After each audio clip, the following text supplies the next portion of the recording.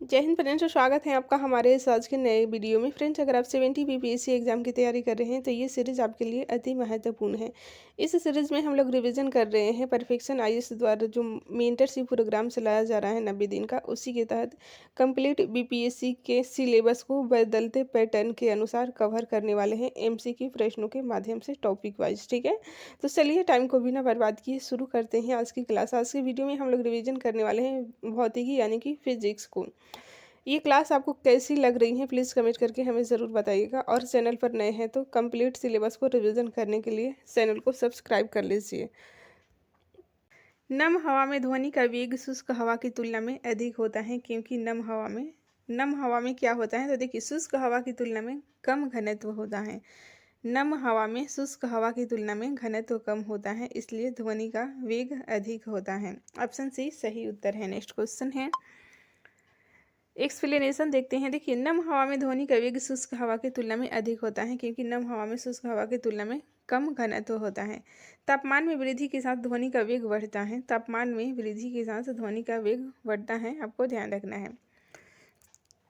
ठोस में सबसे ज़्यादा होता है, उसके बाद द्रव में, फिर गैस में ध्वनि का वेग इस क्रम में घटता जाता है। हर्ट्ज किसकी इकाई है, तो आप सभी को पता है आवृत्ति का इकाई है हर्ट्ज, जो कि बीपीएससी एग्जाम में बहुत बार पूछा गया है। ठीक है, वाट प्रति वर्ग मीटर ये तीव्रता की इकाई है। मीटर की बात करें तो तरंग दैर्घ्य की इकाई है। ठीक है, तरंग दैर्घ्य को लैम्डा से सूचित किया जाता है।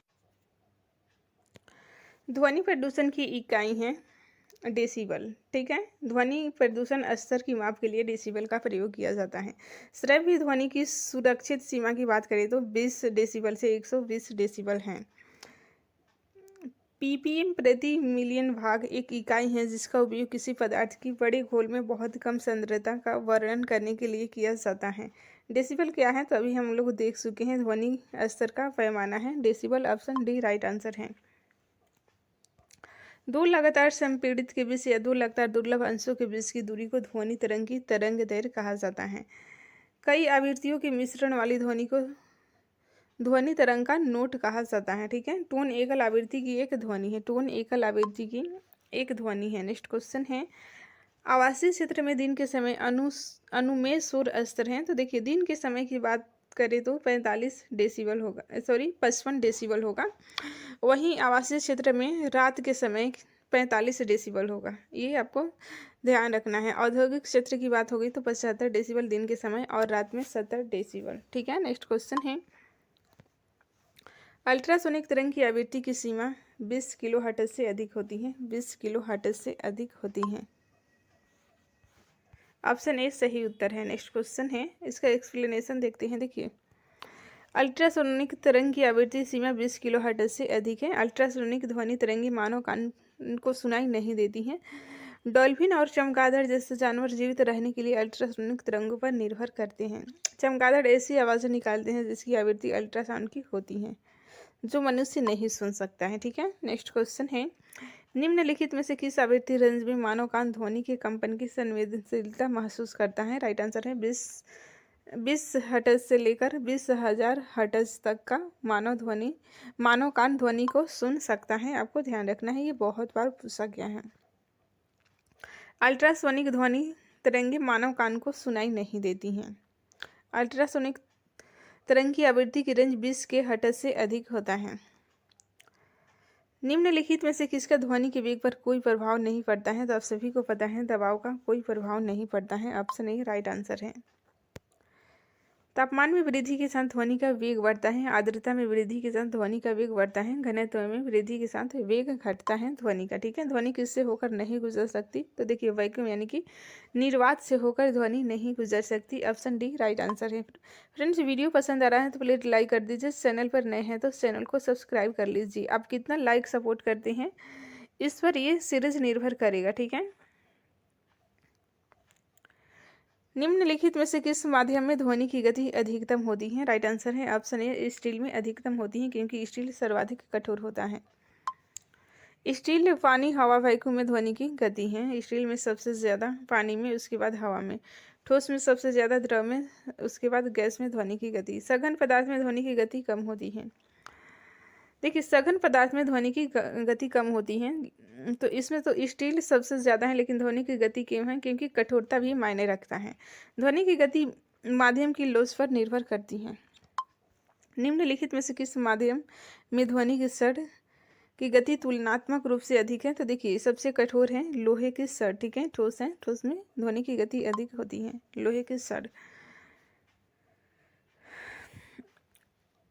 ध्वनि की पिच किस पर निर्भर करती है? राइट आंसर है ऑप्शन ए, आवृत्ति पर पिच निर्भर करती है। ध्वनि तरंग की आवृत्ति श्रोता द्वारा तय की जाती है, इसलिए यदि माध्यम बदलता है तो आवृत्ति नहीं बदलती है। माध्यम अगर बदलेगा तो आवृत्ति नहीं बदलेगी।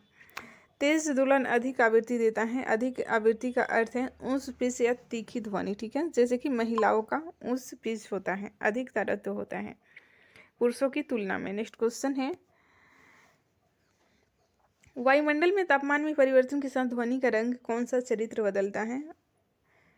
ऑप्शन सी राइट आंसर है, तरंग दैर्घ्य बदलता है, ठीक है।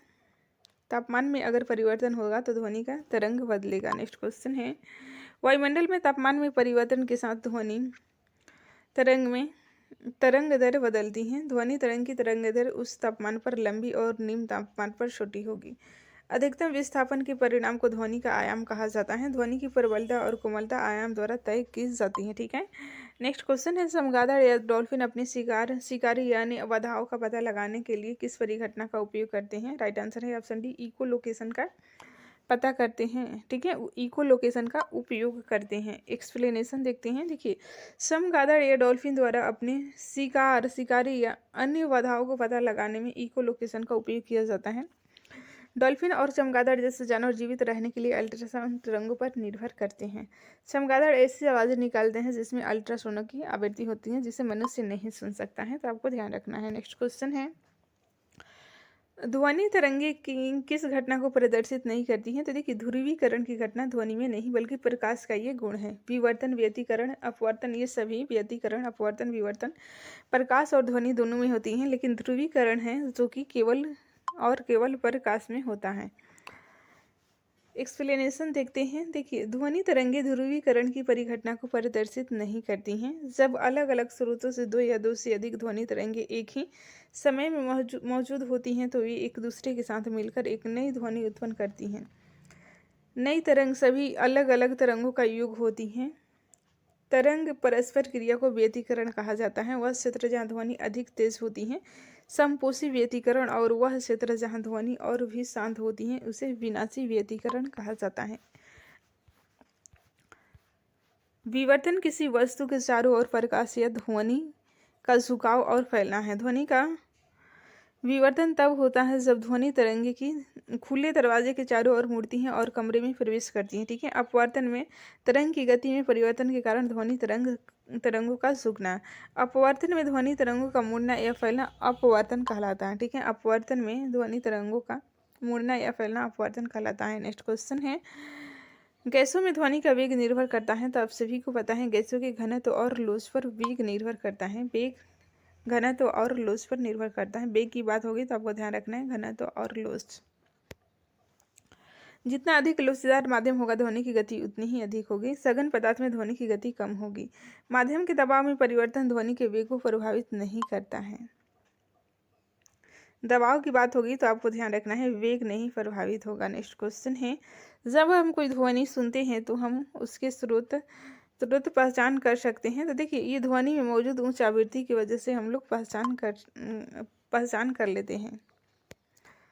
ध्वनि की तीव्रता से ध्वनि की प्रबलता और कोमलता तय होती हैं। अधिक तीव्र ध्वनि अधिक प्रबल प्रतीत होती हैं। श्रव्य ध्वनि आप सभी को पता है 20 हर्ट्ज से 20 के हर्ट्ज, ठीक है, जिसे मनुष्य सुन सकता है। 20 के या 20,000 रहेगा, के को हजार बोला जाता है, ठीक है। निम्नलिखित में से किस प्रकार की तरंगे दूसरों से भिन्न है? राइट आंसर है ध्वनि तरंगे, ठीक है, क्योंकि ये भौतिक तरंगे हैं, यानी कि भौतिक या यांत्रिक तरंगे हैं। बाकी सभी के ये विद्युत चुंबकीय तरंगे, एक्सरे, प्रकाश तरंगे, रेडियो तरंगे, इसलिए ध्वनि तरंगे भिन्न हैं। ये फिर स्टेट विशेष में ज़्यादातर इसमें से प्रश्न आपको देखने को मिलेंगे अगर आप घटना चक्र बुक देखिएगा तो। नेक्स्ट क्वेश्चन है, ध्वनि की प्रबलता इस पर निर्भर करती है। तो देखिए सी सही हो जाएगा, आयाम पर निर्भर करती है ध्वनि की प्रबलता। अधिकतम विस्थापन के परिणाम को आयाम कहा जाता है। जब ध्वनि तरंग दूर जाती है तो आयाम कम हो जाता है, अवमंदन कहा जाता है इसे। पिच संवेदना निर्भर करती है, तो आप सभी को पता है आवृत्ति पर पिच संवेदना निर्भर करती हैं। पिच संवेदना तरंग की आवृत्ति पर निर्भर करती हैं। ध्वनि तरंग की आवृत्ति श्रोता द्वारा तय की जाती है, इसलिए माध्यम बदलता है तो आवृत्ति नहीं बदलती है। तेज दोलन अधिक आवृत्ति देता है। बड़ी आवृत्ति का अर्थ है उच्च पिच या तीखी ध्वनि, ठीक है। नेक्स्ट क्वेश्चन है, यदि कोई ध्वनि वायु से जल में जाती है तो अपरिवर्तित रहने वाली मात्रा है, तो क्या अपरिवर्तित रहेगा? तो आप सभी को पता है आवृत्ति अपरिवर्तित रहेगा। इस तरह से आपका सही उत्तर भी हो जाता है। एक्सप्लेनेशन देखते हैं। देखिए, ध्वनि तरंग की आवृत्ति ध्वनि द्वारा तय की जाती है, इसलिए यदि माध्यम बदलता है तो आवृत्ति नहीं बदलती है।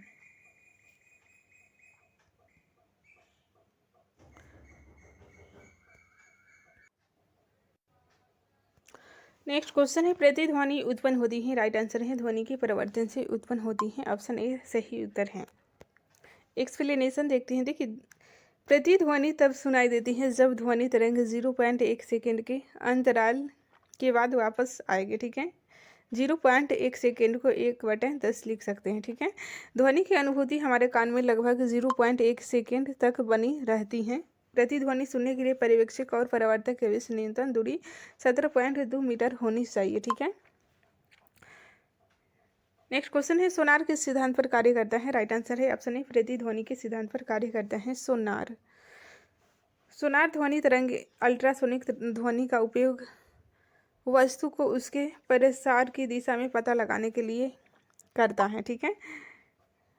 जब ध्वनि तरंग का परिवर्तन 0.1 सेकेंड के अंतराल में वापस आता है तो प्रतिध्वनि उत्पन्न होती है। नेक्स्ट क्वेश्चन है, कंपन करने वाले तार के व्यवहार का अध्ययन करने के लिए इस्तेमाल किया जाने वाला उपकरण है। राइट आंसर है ऑप्शन बी सोनोमीटर है। सोनोमीटर है कंपन करने वाले तार के व्यवहार का अध्ययन करने के लिए इस्तेमाल किया जाने वाला उपकरण, आपको ध्यान रखना है सोनोमीटर। नेक्स्ट क्वेश्चन है फ्रेंड्स, इसका एक्सप्लेनेशन देखते हैं। देखिए, हाइग्रोमीटर एक उपकरण है जिसका उपयोग सापेक्ष आर्द्रता को मापने के लिए किया जाता है। बैरोमीटर का उपयोग वायुमंडलीय दाब को मापने के लिए किया जाता है। हाइड्रोमीटर का उपयोग घनत्व को मापने के लिए किया जाता है। तो ये सभी से प्रश्न पूछे गए हैं पिछले एग्जाम में। नेक्स्ट क्वेश्चन है, डॉपलर का प्रभाव किसके लिए लागू होता है? तो आप सभी को पता है ध्वनि तरंग के लिए डॉपलर का प्रभाव लागू होता है। एक्सप्लेनेशन देखते हैं। देखिए, डॉपलर का प्रभाव यदि तरंग के स्रोत और श्रोता के बीच की दूरी बदलती रहती है तो श्रोता द्वारा सुनी गई अस्पष्ट आवृत्ति मूल आवृत्ति से भिन्न होती है। यदि स्रोत और पर्यवेक्षक करीब आ रहे हैं तो आवृत्ति बढ़ जाएगी। यदि श्रोता और पर्यवेक्षक एक दूसरे से दूर जा रहे हैं तो आवृत्ति कम हो जाएगी, ठीक है। दूर जाने पे कम और नज़दीक आ रहे हैं तो आवृत्ति बढ़ जाएगी। नेक्स्ट क्वेश्चन है, जलमग्न वस्तुओं का पता लगाने के लिए निम्नलिखित में से किसका उपयोग किया जाता है? राइट आंसर है ऑप्शन बी सोनार का उपयोग किया जाता है। जल में डूबी वस्तुओं का पता लगाने के लिए सोनार का प्रयोग किया जाता है। एक्सप्लेनेशन देखते हैं। सोनार इको लोकेशन के सिद्धांत पर कार्य करता है। तो ऊपर हम लोग देख चुके हैं सोनार इको लोकेशन के सिद्धांत पर कार्य करता है। रडार एक ऐसा उपकरण है जिसका उपयोग विमान, जहाज, अंतरिक्ष यान, निर्देशित मिसाइल, मोटर वाहन, मौसम की जानकारी आदि का पता लगाने और ट्रैक करने के लिए किया जाता है। रडार परावर्तन के सिद्धांत पर काम करता है। रडार में रेडियो तरंग का उपयोग किया जाता है। तो ये भी पूछा गया है किस तरंग का उपयोग रडार में किया जाता है, आपको ध्यान रखना है रेडियो तरंग। क्वासर एक अत्यंत चमकदार सक्रिय गैलेक्टिक नाभिक है। इसे अर्ध तारकीय वस्तु के रूप में भी जाना जाता है। पल्सर घूमते हुए न्यूट्रॉन तारे हैं जिनमें बहुत नियमित अंतराल पर विकिरण के स्पंदन होते हैं जो आमतौर पर मिली सेकेंड से सेकेंड तक होते हैं। नेक्स्ट क्वेश्चन है, वायु में ध्वनि का वेग किसके परिवर्तन से नहीं बदलता है? तो देखिए, वायु में दाब की बात होगी तो वेग नहीं परिवर्तित होगा, दाब से नहीं परिवर्तित होता है। ऑप्शन सी राइट आंसर है।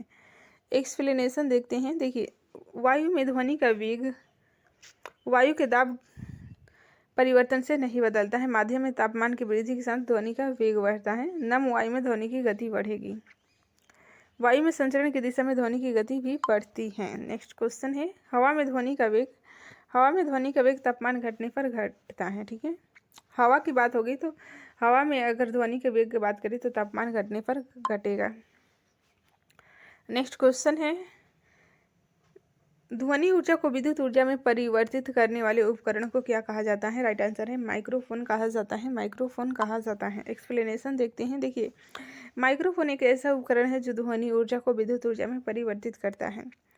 स्पीकर विद्युत ऊर्जा को ध्वनि ऊर्जा में परिवर्तित करता है। ट्रांसमीटर एक ऐसा उपकरण है जो एंटीना से निकलने वाली रेडियो तरंगें उत्पन्न करता है। एम्पलीफायर एक ऐसा उपकरण है, सर्किट है, जो एक बाहरी बिजली की आपूर्ति का उपयोग करके एक आउटपुट सिग्नल उत्पन्न करता है जो इसके इनपुट की एक बड़ी प्रतिकृति है। नेक्स्ट क्वेश्चन है, अधिकांश मानव कान के लिए सबसे कम श्रव्य ध्वनि क्या है?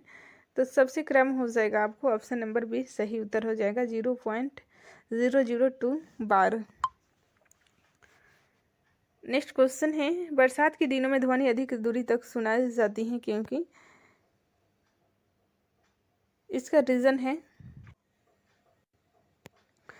नम हवा में ध्वनि तेजी से चलती है। ठीक है, ऑप्शन बी सही हो जाएगा, नम हवा में ध्वनि तेजी से चलती है। एक्सप्लेनेशन देखते हैं।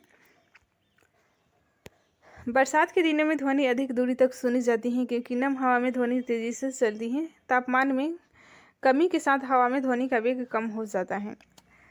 ध्वनि का वेग दबाव पर निर्भर नहीं करता है। तापमान में वृद्धि के साथ ध्वनि का वेग बढ़ता है। आर्द्रता में वृद्धि के साथ ध्वनि का वेग बढ़ता है।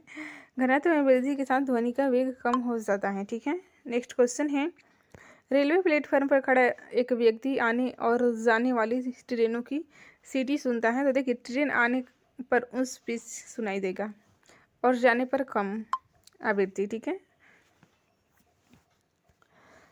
कौन सा शब्द ध्वनि तरंग से संबंधित नहीं है? राइट आंसर है कैंडेला ध्वनि से संबंधित नहीं है। बाकी के मैक, डेसिबल, हर्ट्ज ये ध्वनि से संबंधित हैं। चांद पर एक बम फटता है, आप पृथ्वी पर इसकी ध्वनि बाद में सुनेंगे। तो देखिए, आप विस्फोट की ध्वनि नहीं सुन सकते हैं। क्यों नहीं सुन सकते हैं? एक्सप्लेनेशन देखते हैं। देखिए, ध्वनि वैक्यूम में यात्रा नहीं कर सकती, यानी कि निर्वात में यात्रा नहीं कर सकती है, इसलिए नहीं सुनाई देगा। नेक्स्ट क्वेश्चन है, किसी संगीत नोट की गुणवत्ता इस पर निर्भर करती है कि मौजूद हार्मोनिक्स पर निर्भर करती है गुणवत्ता। एक्सप्लेनेशन देखते हैं। देखिए, हार्मोनिक एक ध्वनि तरंग है जिसकी आवृत्ति मूल स्वर के पूर्णांक गुणांक के बराबर होती है। ट्यूब पर उत्पन्न होने वाली सबसे कम आवृत्ति वाली ध्वनि मूल स्वर आवृत्ति है। नेक्स्ट क्वेश्चन है, हाइड्रोस्कोप एक ऐसा उपकरण है जो पानी के नीचे ध्वनि में परिवर्तित दिखाता है। ठीक है, नेक्स्ट क्वेश्चन है, ध्वनि की तीव्रता की SI इकाई आप सभी को पता है वाट प्रति वर्ग मीटर। वाट प्रति वर्ग मीटर ध्वनि की तीव्रता के SI इकाई है। ऊर्जा घनत्व की SI इकाई जूल प्रति वर्ग मीटर है। दबाव की SI इकाई न्यूटन प्रति वर्ग मीटर। टेस्ला चुंबकीय क्षेत्र की तीव्रता की SI इकाई क्या है? तो टेस्ला चुंबकीय क्षेत्र है। नेक्स्ट क्वेश्चन है, महिलाओं की आवाज़ तीखी होती है क्योंकि उच्च आवृत्ति होती है महिलाओं की आवाज़ में।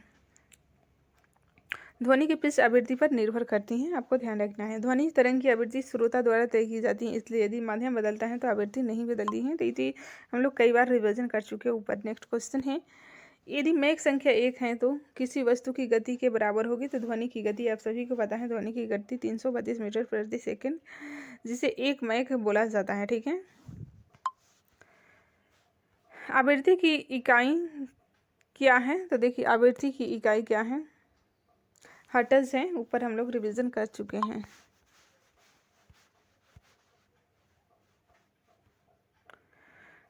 नेक्स्ट क्वेश्चन है, 20 हर्ट्ज से कम आवृत्ति की ध्वनि को क्या कहा जाता है? राइट आंसर है इंफ्रासोनिक ध्वनि कहा जाता है।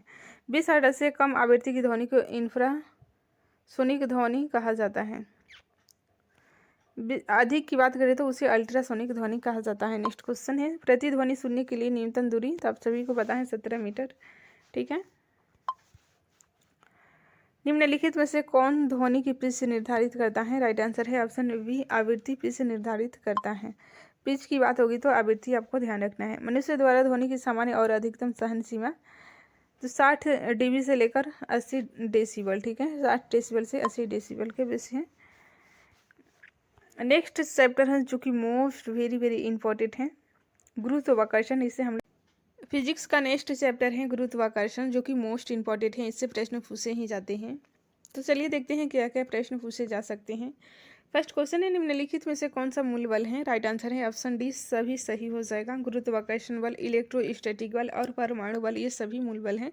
वैसे ही आपको ध्यान रखना है, प्रकृति में चार मूल बल मौजूद हैं। कौन कौन से हैं तो याद रखिएगा, गुरुत्वाकर्षण बल, इलेक्ट्रोस्टैटिक बल, परमाणु बल और मजबूत परमाणु बल।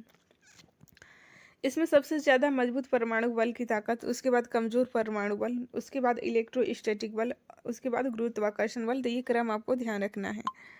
नेक्स्ट क्वेश्चन है, गुरुत्वाकर्षण बल किसके कारण विकसित होता है? तो आप सभी को पता है, ऑप्शन बी सही हो जाएगा। द्रव्यमान के कारण गुरुत्वाकर्षण बल विकसित होता है। एक्सप्लेनेशन देखते हैं, ध्यान से सुनिए। देखिए, गुरुत्वाकर्षण बल द्रव्यमान के कारण विकसित होता है। द्रव्यमान जड़त्वीय प्रभाव दिखाने वाली सामग्री की अंतर्निहित विशेषता है। ठीक है, द्रव्यमान जड़त्वीय प्रभाव दिखाने वाली सामग्री की अंतर्निहित विशेषता है। गुरुत्वाकर्षण बल एक दुर्बल मूलभूत क्षेत्र बल है। गुरुत्वाकर्षण बल केवल द्रव्यमानों के बीच कार्य करता है। तो ये सभी पॉइंट्स आपको ध्यान रखना है, क्योंकि इससे भी प्रश्न बन सकता है एग्जाम में। नेक्स्ट क्वेश्चन है, सभी ग्रह दीर्घवृत्त की एक नाभि पर सूर्य के साथ अंडाकार कक्षा में घूमते हैं। नियम है, तो ये किसका नियम है? तो आप सभी को पता है, केपलर का प्रथम नियम के अनुसार सभी ग्रह दीर्घवृत्त की एक नाभि पर सूर्य के साथ अंडाकार कक्षा में घूमते हैं। ऑप्शन ए राइट आंसर हो जाएगा। एक्सप्लेनेशन देखते हैं।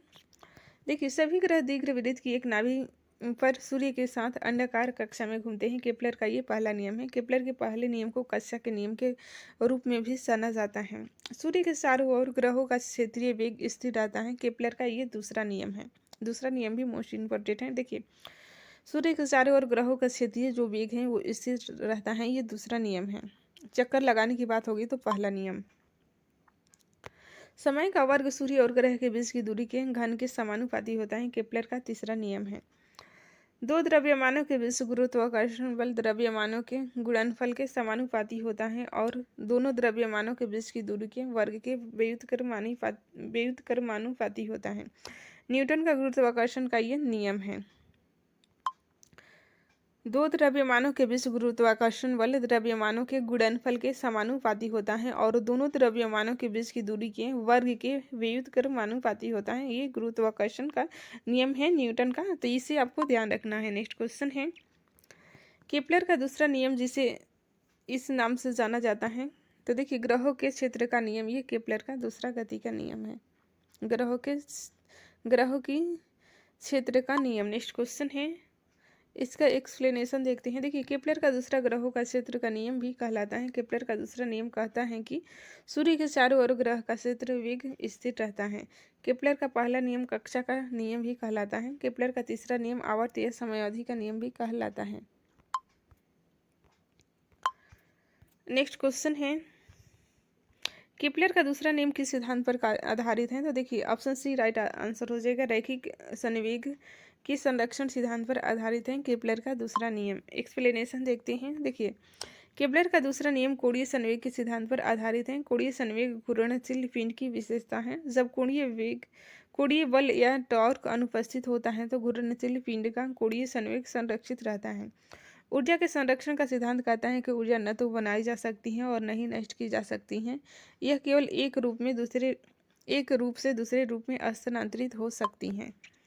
रैखिक संवेग गतिशील पिंड की विशेषता है। जब पिंड पर कार्य करने वाला बल अनुपस्थित होता है तो पिंड का संवेग संरक्षित रहता है। नेक्स्ट क्वेश्चन है, पृथ्वी की गति रैखिक वेग अधिकतम हो सकती है, तो आपको ध्यान रखना है, सर्दियों में अधिकतम हो सकती है रैखिक वेग।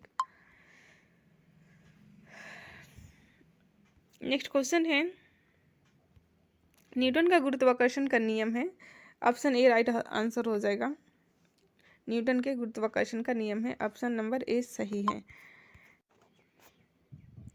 नेक्स्ट क्वेश्चन है, सार्वभौमिक गुरुत्वाकर्षण स्थिरांक का मान है, तो मान आपको ध्यान रखना है। ऑप्शन ए सही हो जाएगा। 6.67 into 10⁻⁻11 nm square by kg square. ठीक है, ऑप्शन ए सही उत्तर हो जाएगा।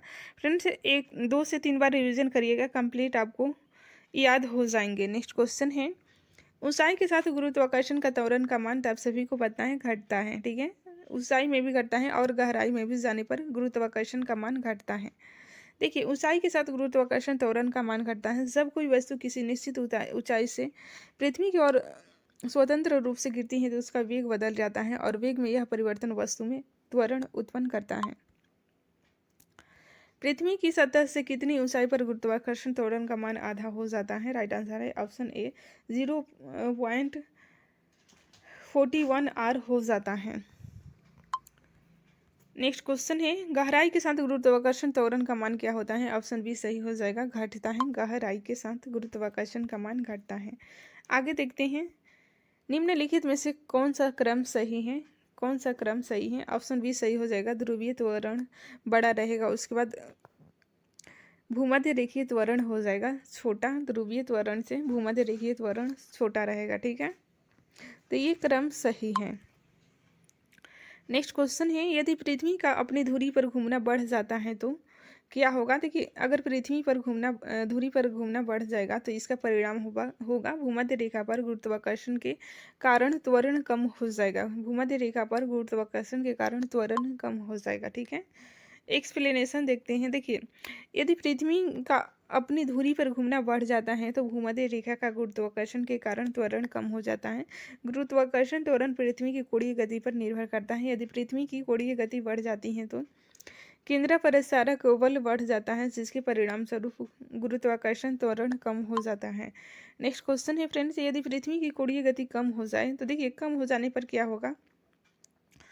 तो ये परिणाम होगा कि भूमध्य रेखा पर गुरुत्वाकर्षण के कारण त्वरण बढ़ जाएगा, कोणीय वेग गति कम हो जाएगा। कोणीय गति कम होगी तो आपको याद रखना है कि गुरुत्वाकर्षण के कारण त्वरण बढ़ जाएगा और ध्रुव पर गुरुत्वाकर्षण के कारण त्वरण वहीं रहेगा। तो ऑप्शन ए और बी दोनों सही दिया हुआ है। एक्सप्लेनेशन देखते हैं, ध्यान से सुनिए। यदि पृथ्वी की कोणीय गति कम हो जाए तो भूमध्य रेखा पर गुरुत्वाकर्षण के कारण त्वरण बढ़ जाएगा, जबकि ध्रुव पर गुरुत्वाकर्षण के कारण त्वरण वहीं रहेगा। जब पृथ्वी की कोणीय गति कम हो जाती है तो गुरुत्वाकर्षण त्वरण के मान में के परिणाम स्वरूप केंद्र प्रसारक बल का मान कम हो जाता है। ध्रुव पर गुरुत्वाकर्षण त्वरण पर केंद्र प्रसारक बल का कोई प्रभाव नहीं पड़ता है, तो ये ध्रुव पर नहीं प्रभाव पड़ेगा। ठीक है, नेक्स्ट क्वेश्चन है, यदि कोई कार भूमध्य रेखा पर पश्चिम से पूर्व की ओर जा रही है तो कार का भार क्या होगा? तो भार घटेगा, आपको ध्यान रखना है। नेक्स्ट क्वेश्चन है,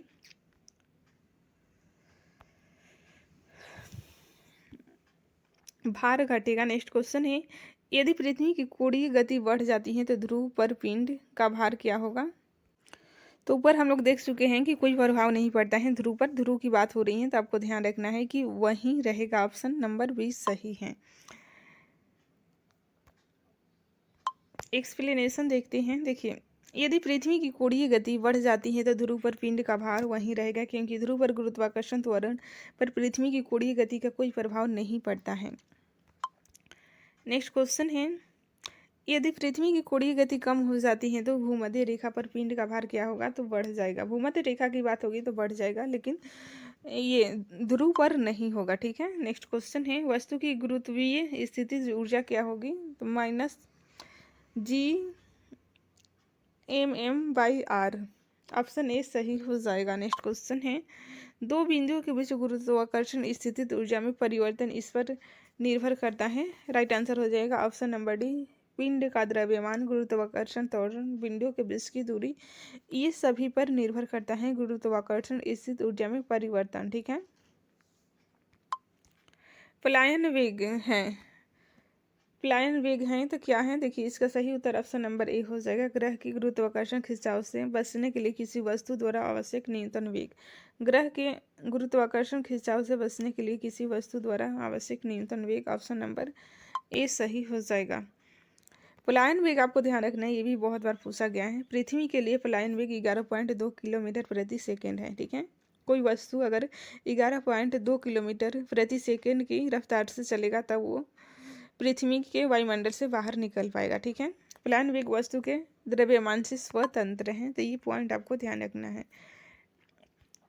नेक्स्ट क्वेश्चन है, पलायन वेग है तो पलायन वेग का देखिए ये आपको ध्यान रखना है, ऑप्शन बी सही हो जाएगा, √2gm/r हो जाएगा, √2gm/r।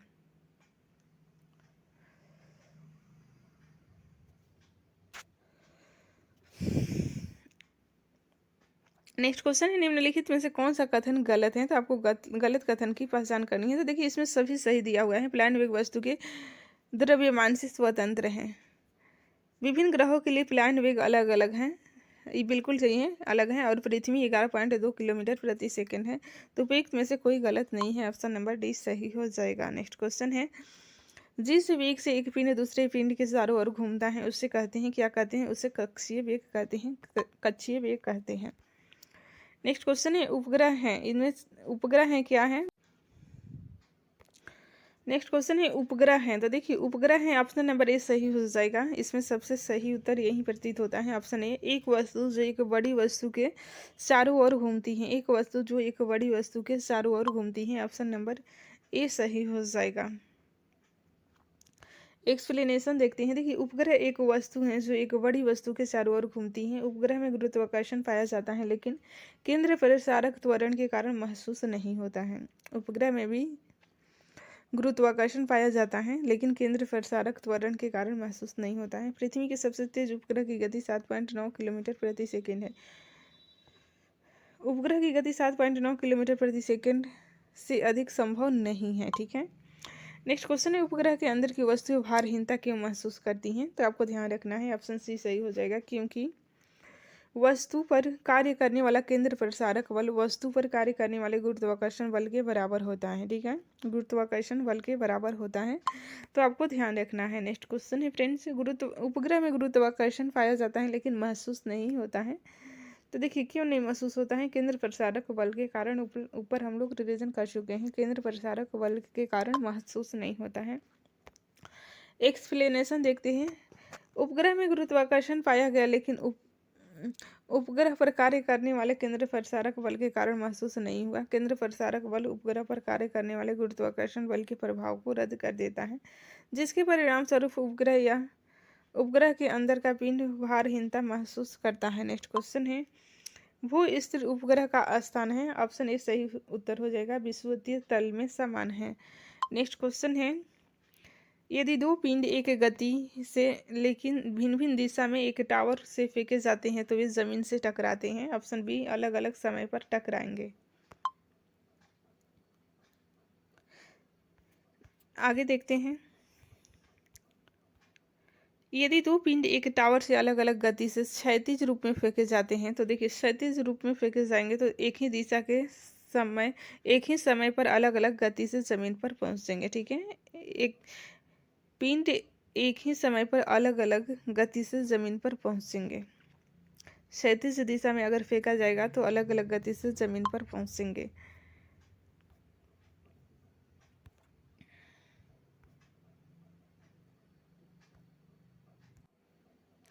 फ्रेंड्स नेक्स्ट चैप्टर है जो कि मोस्ट इम्पोर्टेंट है, कार्य शक्ति ऊर्जा गति। इससे 3 से 4 प्रश्न पूछे जाते हैं, मोस्ट इम्पोर्टेंट है। तो इसे हम लोग नेक्स्ट वीडियो में, इसका हमारा फर्स्ट क्वेश्चन है, भोजन में ऊर्जा को किस इकाई में मापा जा सकता है? राइट आंसर है ऑप्शन सी, कैलोरी में मापा जा सकता है। कैलोरी में मापा जा सकता है, आपको ध्यान रखना है। भोजन में ऊर्जा की इकाई को कैलोरी में मापा जा सकता है। एक्सप्लेनेशन देखते हैं। देखिए ऊर्जा या कार्य की एसआई इकाई पूछेगा तो आपको जूल ध्यान रखना है। तापमान की एसआई इकाई केल्विन है। तापमान सेल्सियस तापमान की एक व्यवहारिक इकाई है, ठीक है, ना कि एसआई इकाई है। नेक्स्ट क्वेश्चन है, ऊष्मा ऊर्जा की एसआई इकाई, यहाँ पे ऊष्मा ऊर्जा है तो आपको ध्यान रखना है जूल में मापा जाता है। एक्सप्लेनेशन देखते हैं। बल की एसआई इकाई न्यूटन है, जो कि बहुत बार एग्जाम में पूछा जाता है। ऊर्जा की एसआई इकाई कैलोरी, केल्विन तापमान की एसआई इकाई है। नेक्स्ट क्वेश्चन है, जब कोई मशीन चलती है तो ऊष्मा के रूप में ऊर्जा बर्बाद हो जाती है। ये ऊष्मा के किसके कारण उत्पन्न होता है? तो आप सभी को पता है, घर्षण के कारण उत्पन्न होता है। घर्षण के कारण उत्पन्न होता है।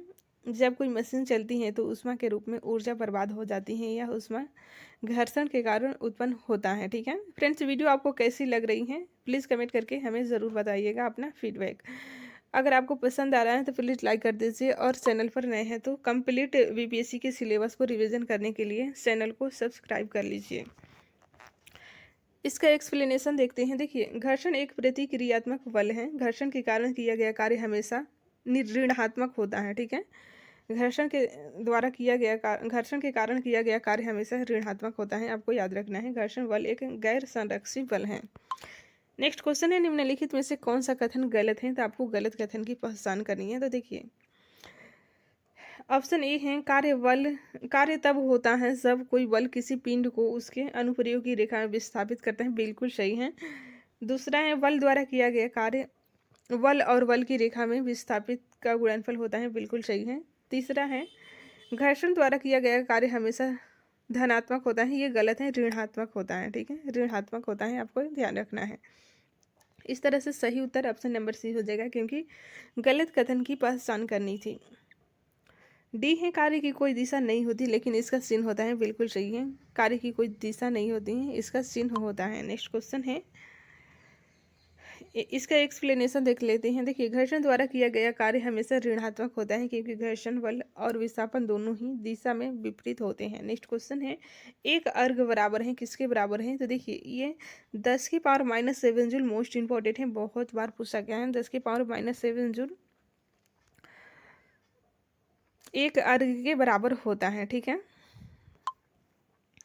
नेक्स्ट क्वेश्चन है, निम्नलिखित में से कौन सा कथन गलत है? तो आपको गलत कथन की पहचान करनी है। पहला है, यदि लगाए गए बल और विस्थापन के बीच का कोण न्यून कोण है तो किया गया कार्य धनात्मक होगा। बिल्कुल सही है। यदि लगाए गए बल और विस्थापन के बीच का कोण न्यून कोण है तो किया गया कार्य धनात्मक होगा। आगे देखते हैं, बी है, यदि लगाए गए बल और विस्थापन के बीच का कोण अधिक है तो किया गया कार्य ऋणात्मक होगा। बिल्कुल सही है। अधिक कोण होगा तो ऋणात्मक होगा, न्यून कोण होगा तो धनात्मक होगा। ये पॉइंट आपको ध्यान रखना है। यदि लगाए गए बल और विस्थापन के बीच का कोण 90 डिग्री है तो किया गया कार्य शून्य होगा। बिल्कुल सही है। 90 डिग्री होगा तो शून्य, आपको ध्यान रखना है। और अधिक कोण की बात होगी तो विस्थापन के बीच का कोण अधिक रहेगा तो ऋणात्मक होगा, और न्यून रहेगा कोण न्यूनतम रहेगा तो आपको धनात्मक। ये सभी पॉइंट्स आपको ध्यान रखना है, क्योंकि इससे स्टेट पीसीएस एग्जाम में बहुत बार प्रश्न पूछे गए हैं। एक्सप्लेनेशन देखते हैं। देखिए, कार्य एक अदिश राशि है, इसमें केवल परिणाम होता है, कार्य की कोई दिशा नहीं होती है, लेकिन इसका चिन्ह होता है। कार्य किया गया बराबर बल इंटू बल की दिशा में विस्थापन, ठीक है, बराबर F-D cos थीटा, जहाँ थीटा लगाए गए बल और विस्थापन के बीच का कोण है। नेक्स्ट क्वेश्चन है, बल विस्थापन ग्राफ के अंतर्गत क्षेत्रफल देता है तो क्या देता है? कार्य किया गया देता है। नेक्स्ट क्वेश्चन है, घर्षण बल किसका उदाहरण है? तो देखिए, असंरक्षी बल का उदाहरण है घर्षण। घर्षण असंरक्षी बल का उदाहरण है। एक्सप्लेनेशन देखते हैं। देखिए, घर्षण बल असंरक्षी बल का उदाहरण है। संरक्षी बल माइनस वह बल जिसका कार्य केवल वस्तु के अंतिम विस्थापन द्वारा निर्धारित होता है, यह पथ से स्वतंत्र होता है। गुरुत्वाकर्षण बल और इलेक्ट्रोस्टैटिक बल संरक्षी बल के उदाहरण हैं। गुरुत्वाकर्षण बल और इलेक्ट्रोस्टैटिक बल ये संरक्षी बल के उदाहरण हैं, आपको याद रखना है। असंरक्षी बल वह बल जिसका कार्य वस्तु द्वारा किया गया पथ द्वारा निर्धारित होता है, यह पथ पर निर्भर करता है। घर्षण बल, वायु प्रतिरोध असंरक्षी बल के उदाहरण है। नेक्स्ट क्वेश्चन है, निम्नलिखित का मिलान करना है आपको। तो चलिए इसको देखते हैं। देखिए, कार्य की इकाई होगी जूल या न्यूटन मीटर, ऊर्जा की इकाई जूल होगी, शक्ति की इकाई वाट या न्यूटन मीटर सेकेंड -1 ठीक है, या जूल प्रति सेकेंड होगा, ये कोई भी हो सकता है। नेक्स्ट क्वेश्चन है, 1 वाट की शक्ति है किसके बराबर है? तो देखिए, ये वह मशीन जो हर सेकेंड में 1 जूल काम कर रही है, 1 वाट शक्ति होगी वह मशीन जो 1 सेकेंड में 1 जूल काम कर रही है। जे यहाँ जूल का है। ठीक है। नेक्स्ट क्वेश्चन है, बल और वेग का गुणनफल परिणाम देता है, क्या देता है? तो आप सभी को पता है, शक्ति देता है। बल और वेग का गुणनफल परिणाम देता है शक्ति। ऑप्शन नंबर डी सही उत्तर हो जाएगा। नेक्स्ट क्वेश्चन है, 1492 वाट बराबर होगा किसके बराबर होगा? तो ये 2 HP के बराबर होगा, 2 HP के बराबर होगा 1492 वाट, क्योंकि 1 HP बराबर होता है 1 HP यानी कि 1 हॉर्स पावर बराबर कितना होता है? तो 746 वाट होता है। तो 2 हॉर्स। नेक्स्ट क्वेश्चन है किलोवाट घंटा किसकी इकाई है? राइट आंसर है ऑप्शन बी, ऊर्जा कार्य की इकाई है किलोवाट घंटा। नेक्स्ट क्वेश्चन है निम्नलिखित में से कौन सा कथन सही नहीं है? आपको बताना है कि कौन सा कथन सही नहीं है। ए है वस्तु की गति के कारण गतिज ऊर्जा, बिल्कुल सही है। वस्तु के कारण ही गतिज ऊर्जा होती है। वस्तु की स्थिति या विन्यास के कारण स्थिति ऊर्जा, बिल्कुल सही है। यदि शरीर बल लगा सकता है और विस्थापन कर सकता है तो इसमें यांत्रिक ऊर्जा होती है, बिल्कुल सही है। मुझे तो सभी सही लग रही है, नहीं की पहचान करनी है। तो देखिए उपयुक्त में से कोई नहीं, ऑप्शन डी सही लग रहा है मुझे। आपको क्या लग रहा है? चलिए देखते हैं। तो इसका सही उत्तर हो जाएगा ऑप्शन नंबर डी, इनमें से कोई नहीं, क्योंकि सभी सही दिया हुआ है। नेक्स्ट क्वेश्चन है यदि किसी पिंड पर कार्य किया जाता है तो उसकी ऊर्जा क्या होगी? बढ़ जाती है। यदि किसी पिंड पर कार्य किया जाता है तो उसकी ऊर्जा बढ़ जाएगी। टक्कर के दौरान क्या होगा? देखिए टक्कर के दौरान संवेग संरक्षित रहता है, ऑप्शन बी सही उत्तर हो जाएगा, संवेग संरक्षित रहता है। टक्कर एक ऐसी घटना है जिसमें दो पिंड एक दूसरे से टकराते हैं और बहुत कम समय के अंतराल पर बड़ा बल लगाते हैं। टक्कर के दो प्रकार हैं, प्रत्यास्थ टक्कर और अप्रत्यास्थ टक्कर। गतिज ऊर्जा केवल प्रत्यास्थ टक्कर के दौरान संरक्षित रहती है। Next very very important chapter है गति यानी कि मोशंस। तो चलिए देखते हैं। इसका फर्स्ट क्वेश्चन है पत्थर मारने पर व्यक्ति को चोट लगती है, क्यों? देखिए प्रतिक्रिया के कारण चोट लगती हैं। पत्थर मारने पर व्यक्ति को चोट लगती है। एक्सप्लेनेशन देखते हैं, ध्यान से सुनिए। देखिए पत्थर मारने पर व्यक्ति की चोट प्रतिक्रिया के कारण लगती है। न्यूटन का तीसरा नियम कहता है कि प्रत्येक क्रिया की समान एक विपरीत प्रतिक्रिया होती है। जड़त्व किसी भी पदार्थ की एक अंतर्निहित मूल विशेषता है और इस विशेषता के कारण वह गति की स्थिति को बदलने में सक्षम नहीं है। समय के सापेक्ष विस्थापन में परिवर्तन की दर को वेग कहा जाता है। संवेग गतिमान पिंड की एक विशेषता है। नेक्स्ट क्वेश्चन है दूध को मथने पर उसमें से मलाई अलग हो जाती है, ऐसा किसके कारण होता है? तो आप सभी को पता है केंद्र प्रसारक बल के कारण होता है। केंद्र प्रसारक बल के कारण होता है कि दूध को मथने पर उनमें से मलाई अलग हो जाती है। एक्सप्लेनेशन देखते हैं। देखिए केंद्र प्रसारी बल एक सद्दम बल है जो हमेशा केंद्र से दूर घूमते हुए पिंड पर कार्य करता है। क्रीम सेपरेटर और वॉशिंग मशीन केंद्र प्रसारी बल के सिद्धांत पर काम करते हैं। नेक्स्ट क्वेश्चन है सड़क पर चलते समय बैलगाड़ी के पहिए की गति किसका उदाहरण है? तो देखिए ये है स्थानांतरणीय और घूर्णन गति का उदाहरण है, ऑप्शन सी सही हो जाएगा। सड़क पर चलते समय बैलगाड़ी के पहिए की गति किसका उदाहरण है? तो आपको ध्यान रखना है स्थानांतरणीय और घूर्णन गति का। इसका एक्सप्लेनेशन देखते हैं। सड़क पर चलते समय बैलगाड़ी के पहिए की गति स्थानांतरणीय और घूर्णन गति का उदाहरण है। रोलिंग गति में पिंड का द्रव्यमान सीधी रेखा में चलता है, जबकि पहिए के सभी कण एक निश्चित बिंदु के चारों ओर घूमते हैं। नेक्स्ट क्वेश्चन है एक गोली एक क्षैतिज घर्षण रहित पेज पर रखे ठोस ब्लॉक से टकराती हैं और उसमें धंस जाती हैं। इस प्रक्रिया में कौन सी मात्रा संरक्षित रहती है? तो देखिए इसका सही उत्तर हो जाएगा केवल संवेग संरक्षित रहता है। केवल संवेग संरक्षित रहता है। एक्सप्लेनेशन महत्वपूर्ण है, देखते हैं। जब वस्तु पर लागू वाना बल अनुपस्थित होता है तो सिस्टम का संवेग संरक्षित रहेगा। न्यूटन के तीसरे नियम पर आधारित होता है संवेग का संरक्षण सिद्धांत। नेक्स्ट क्वेश्चन है पृथ्वी के केंद्र पर पिंड का भार है क्या है? तो देखिए शून्य होता है, ऑप्शन बी सही हो जाएगा। पृथ्वी के केंद्र पर पिंड का भार शून्य है। भार एक बल है जो वस्तु द्वारा अनुभव किया जाता है और संपर्क में सतह द्वारा लगाया जाता है। वस्तु का भार गुरुत्वाकर्षण त्वरण पर निर्भर करता है। पृथ्वी के केंद्र पर गुरुत्वाकर्षण त्वरण का मान शून्य है, इसलिए पृथ्वी के केंद्र पर पिंड का भार शून्य है। नेक्स्ट क्वेश्चन है यदि कोई पिंड वृत्ताकार पथ पर घूम रहा है तो एक सेकेंड में एक चक्कर पूरा करने पर उसका औसत वेग क्या होगा? उसका औसत वेग हो जाएगा शून्य, ऑप्शन नंबर 20 सही है, शून्य हो जाएगा। ठीक है, आगे देखते हैं फ्रेंड्स। न्यूटन के पहले नियम को इस नाम से भी जाना जाता है, किस नाम से जाना जाता है? तो ऑप्शन सी जड़त्व के नियम के नाम से जाना जाता है न्यूटन के प्रथम लॉ को। एक्सप्लेनेशन देखते हैं। देखिए, न्यूटन के गति के पहले नियम को जड़त्व का नियम या गैलीलियो का नियम भी कहा जाता है। गैलीलियो पहले वैज्ञानिक थे जिन्होंने गति की अवधारणा और जड़त्व के नियम की खोज की थी। न्यूटन का पहला नियम बल को परिभाषित करता है, आप सभी को पता है। न्यूटन का दूसरा नियम बल का परिणाम देता है। नेक्स्ट क्वेश्चन है, यदि कोई वस्तु पूरी तरह से घूर्णन गति में चलती है तो शरीर का प्रत्येक घटक कण एक वृत्त में घूमता है जिसका केंद्र एक रेखा पर स्थित होता है, जिसे कहा जाता है, क्या कहा जाता है? घूर्णन की धुरी कहा जाता है। ऑप्शन नंबर ए सही हो जाएगा, घूर्णन की धुरी कहा जाता है।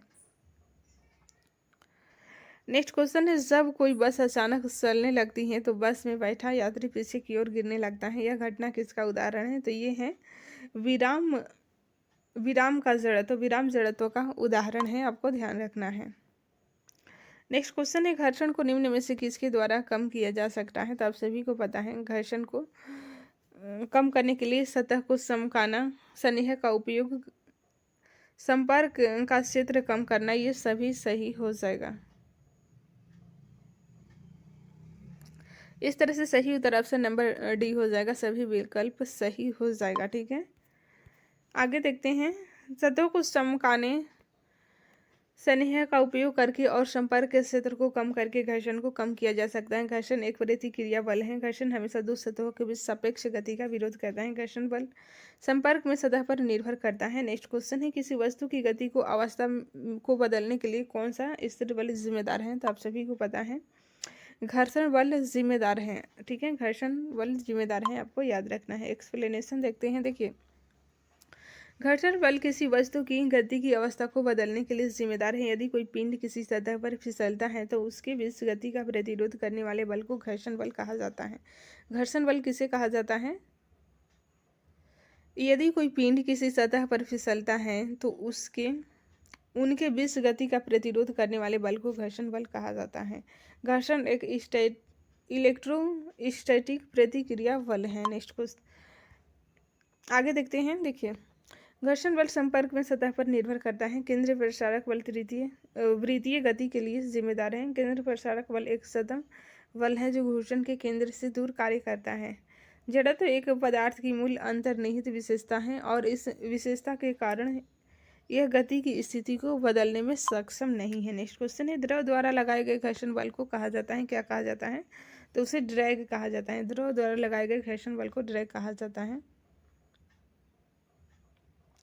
ड्रैग या कर्षण बोल सकते हैं, कर्षण कहा जाता है। द्रव द्वारा लगाए गए घर्षण बल को कर्षण बल या ड्रैग बल कहा जाता है।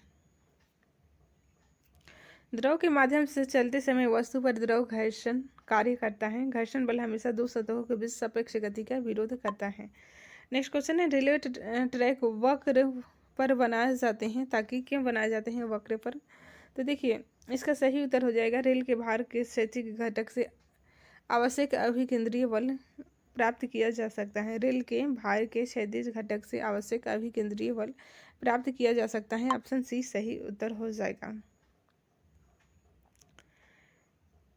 नेक्स्ट क्वेश्चन है, स्थिर गति वाली वस्तु देखिए त्वरित नहीं होती है। यदि कोई पिंड एक समान गति से गति कर रहा है तो पिंड द्वारा समान समय अंतराल में तय की गई दूरी समान होगी, आपको ध्यान रखना है। नेक्स्ट क्वेश्चन है, फायर करने के बाद तोप क्यों पीछे हटती है? तो देखिए, क्यों हटती है, ये न्यूटन का गति का तीसरा नियम के अनुसार तोपें पीछे हटती हैं। एक्सप्लेनेशन देखते हैं। देखिए, न्यूटन के गति के तीसरे नियम के सिद्धांत के अनुसार फायर करने के बाद तो पीछे हटती हैं। न्यूटन गति के तीसरे नियम में कहा गया है कि प्रत्येक क्रिया की समान और विपरीत प्रतिक्रिया होती है। क्रिया और प्रतिक्रिया एक ही शरीर पर लागू नहीं हो सकती। क्रिया और प्रतिक्रिया बल एक दूसरे को रद्द नहीं कर सकते क्योंकि वे अलग अलग निकायों पर कार्य करते हैं। नेक्स्ट क्वेश्चन, एक समान त्वरण के साथ नीचे की ओर जा रही लिफ्ट में एक व्यक्ति का स्पष्ट वजन क्या होगा? तो देखिए, जब व्यक्ति स्थिर हो तो वजन से कम होगा। जब व्यक्ति स्थिर हो तो वजन से कम होगा। ठीक है, एक्सप्लेनेशन देखते हैं। देखिए, एक समान त्वरण के साथ नीचे की ओर जा रही लिफ्ट में एक व्यक्ति का स्पष्ट वजन उस व्यक्ति के स्थिर होने पर वजन से कम होता है। एक समान त्वरण के साथ ऊपर की ओर जा रही लिफ्ट में एक व्यक्ति का स्पष्ट वजन उस व्यक्ति के स्थिर होने पर वजन से अधिक होता है। नेक्स्ट क्वेश्चन है, गति को गति जो समय के नियमित अंतराल के बाद खुद को दोहराती हैं उसे आवधिक गति कहती हैं। गति जो समय के नियमित अंतराल के बाद खुद को दोहराती हैं उसे आवधिक गति कहते हैं। एक्सप्लेनेशन देखते हैं। देखिए, गति जो समय के नियमित अंतराल के बाद खुद को दोहराती हैं उसे आवधिक गति कहते हैं। गति जिसमें प्रत्यानयन बल पिंड के अपनी माध्य स्थिति से विस्थापित के समानुपाती होता है। नेक्स्ट है, जब कोई पिंड अपनी माध्य स्थिति के इर्द गिर्द आगे पीछे घूमता है तो उसे कंपन गति कहते हैं। अवमंदित दोलन एक प्रकार का दोलन है जिसमें गति का कोई प्रतिरोध नहीं होता है। नेक्स्ट है, अनुप्रस्थ तरंग में एक शिखर और एक क्रमागत गर्त के बीच की दूरी क्या कहलाती है? तो देखिए, तरंग दायरे का आधा कहलाती है। अनुप्रस्थ तरंग में एक शिखर और एक क्रमागत गर्त के बीच की दूरी को तरंग दैर्घ्य का आधा कहते हैं। नेक्स्ट है, किसी भी दिशा में माध्य स्थिति से अधिकतम विस्थापन को आयाम कहते हैं। दो क्रमागत शिखरों या दो क्रमागत गर्तों के बीच की दूरी को तरंग दैर्घ्य कहते हैं।